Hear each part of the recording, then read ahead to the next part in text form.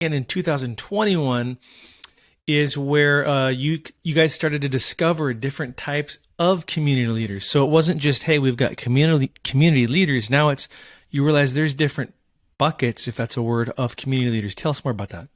Yeah, I mean, one of the things that we just realized most recently is that our communities were all at a different stage in the game, is really what it was about. It's not that, in one of the versions we started, that focused more on the ratios, were they taking 25 groups or were they taking two groups? It was really up to them what they were going to take.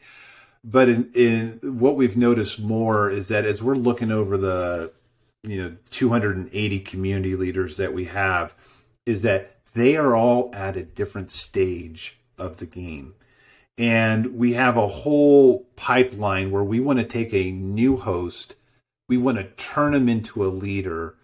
We hopefully that those leaders are passionate about small group ministry, that they would want to become a community leader and help the people, before, just like they got help from the people before them, they want to help the people after them.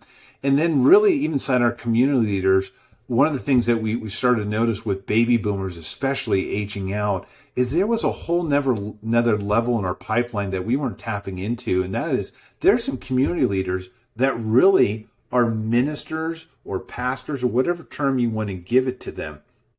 And so what that led us to, kind of really in the pandemic, we were picking this up a little bit as some took early retirement and said, hey, I want to be in the game. I've got this, and, different things came up.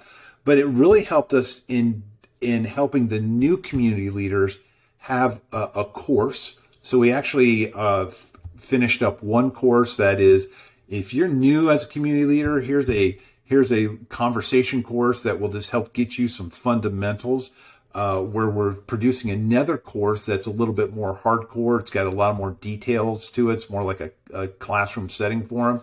So there's a developmental pipeline for the courses that we have if you're a new CL.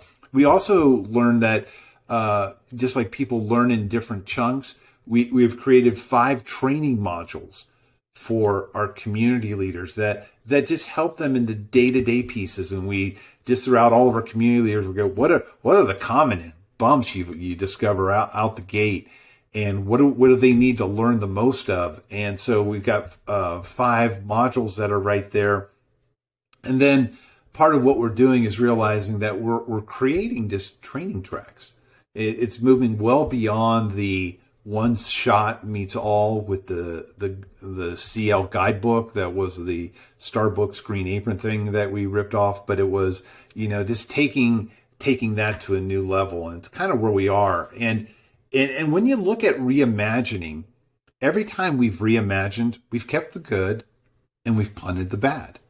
And so it's been a constant learning over the last 24 years, but it's a little snapshot of the history and why we did some things and why we didn't do others. So it was a pretty helpful thing.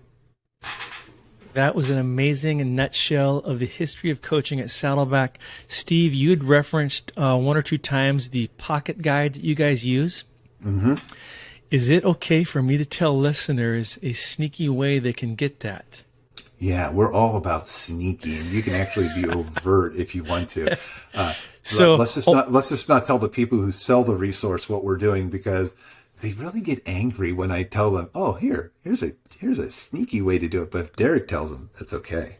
Yeah. So for all of you listeners of SG Squared, this is again the reward of listening to this show every month. So if you go to saddleback.com, that's saddleback.com. Then click connect. You'll see the different options at the top. Click connect. Scroll down and click small groups.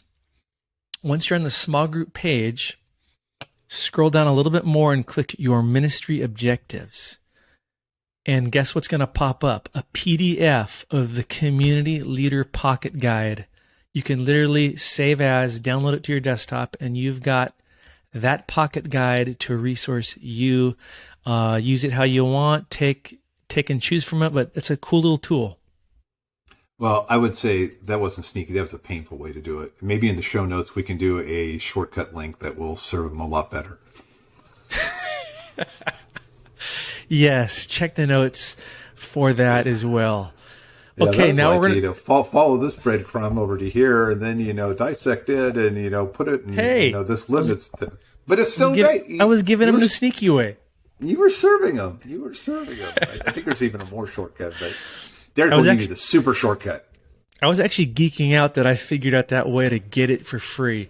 Okay, so now we're going to jump into 5 areas to reimagine coaching. 5 areas. You're going to want to take notes on this because this is great stuff. Steve's pulling from over 24 years of experience in coaching at Saddleback. So what do we got for number 1, Steve?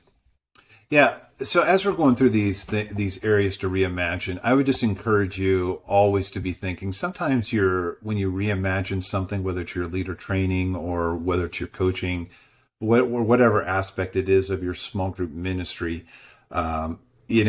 it doesn't have to be a tectonic shift. Sometimes it's just, tuning it up and you're just turning the dials just a little bit.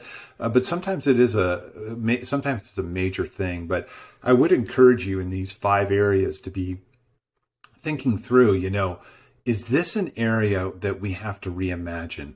And these were some of the big tectonic shifts of what we saw that needed to be reimagined. So anyways, all that is a precursor to what we're talking about. But the first one is just the ethos.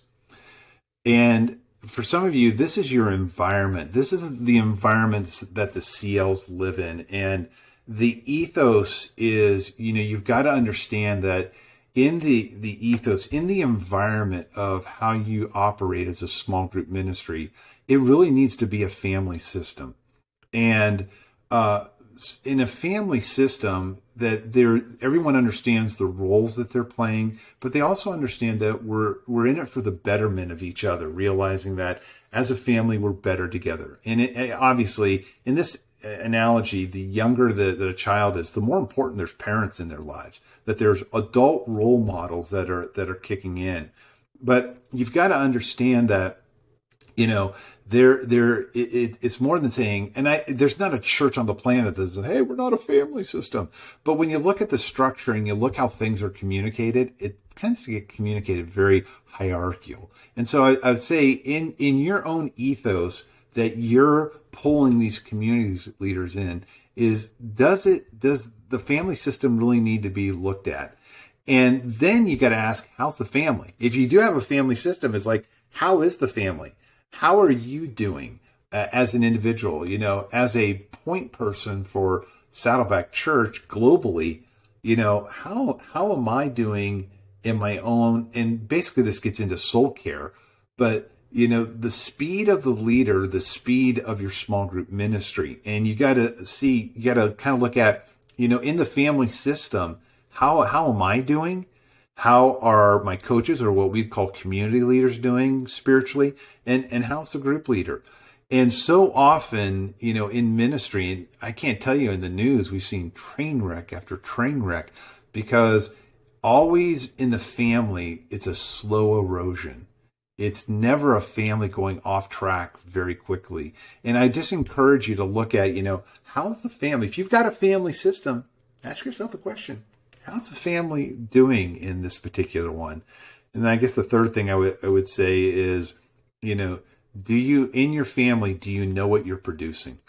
And that's just going to be vital, because the great thing is that all of our community leaders, all of our group leaders, they'll know the direction we're going. They'll know the end in mind of what we're trying to produce. And all 3 of those things kind of wrap up into that ethos of saying, what's happening and how is this environment really going on? Regarding the ethos and the family system, Steve, when you say, do you know what you're producing? And you mentioned the end in mind, give us a little bit more on that. You're talking about what kind of, in a perfect scenario, what your perfect disciple looks like, right? As far as, yeah.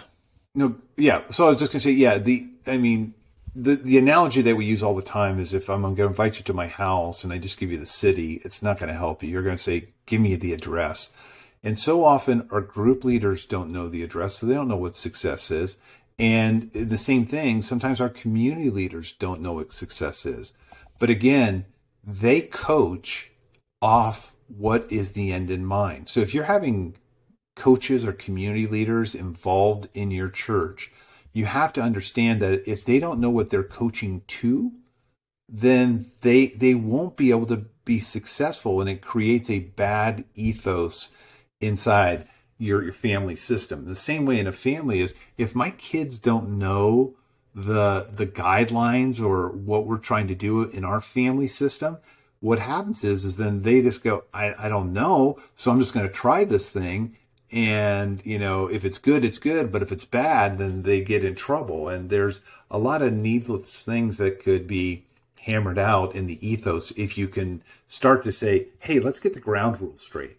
And if we know the ground rules and we know what we're trying to produce in a disciple, then that's a big foundational piece for your coaches that you may not have thought of. And that you may need to go back and say, God, I got to reimagine how this could look a lot better. We're talking about the 5 areas to reimagine in coaching. That was number 1, the ethos. What do you got for number 2? Yeah, this is, the reason you're coaching. You got to figure out, not only do I know what I'm coaching to, but I got to know why. This is why you have community leaders, or this is why you have coaches. And so, what I like to call directive disciple making. And this is where you've got to give management and you've got to give guidance all the time. You see, the reason you have coaches in your small group ministry is they help course adjust. They help. I think of NASA. When NASA launches a rocket, and you can Google this or put it on your search engine and find out, but they are always readjusting the trajectory of the rocket they're launching all the time, because there's so many variables that are happening. And in the same way, you're trying to help your CLs disciple your groups, make disciple making happen. But part of what you're helping, you got to do to your coaches, and your coaches got to do to your group leaders, is you got to help them understand directive disciple making. It's like the Tom Landry quote from the Dallas Cowboys. He made infamous way back when he won so many Super Bowls in his dynasty. He goes, my job is to help football players do the things they don't want to do so they can be the stars that they want to be on the field. And then in the same way... Isn't there a great Jim Harbaugh quote like that too? No, Michigan never had any great quotes that I'm remembering right now. So thank you for drudging that up. But thank you. And there's a whole backstory on that. Nobody needs to know. Didn't he have one on how to win a Big Ten championship or something?